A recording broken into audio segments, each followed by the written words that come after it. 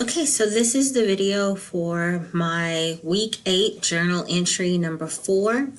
One of the things that I believe that I have learned about database decision making is that it is extremely difficult. I have done so much research just putting together this growth plan, and I've been looking at areas that I've never really ventured into. Even as a teacher, with looking at data from my classroom, it was always jarring, but being the administrator, or at least in that position, looking at the whole school data is something on a totally new level for me.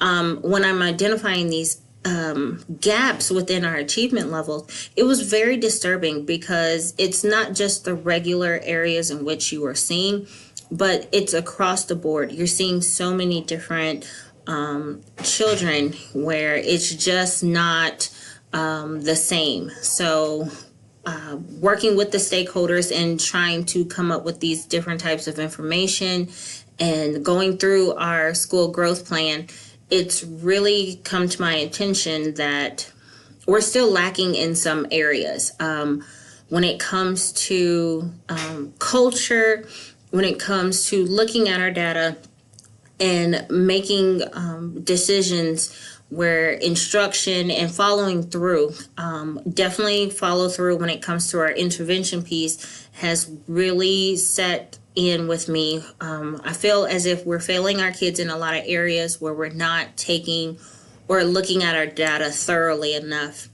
The impact of my school growth plan has definitely left me wanting to know more and wanting to know why certain areas have been allowed to move the way they have. It's been jarring to see that over the past years, certain areas have been declining instead of rising. And so I really want to take a look at ways in which we can attack those areas and really look at student achievement from different lenses and not just, state testing, but just as a school whole, maybe looking into our grade distribution as far as C's, D's, and F's, which of our kids are receiving the most and in what areas can we help them do better. So that is my main reflection when it comes to this course. I'm definitely learning a lot through the MELA program, and this course really has opened my eyes to a lot of things. So I look forward to more. Thank you.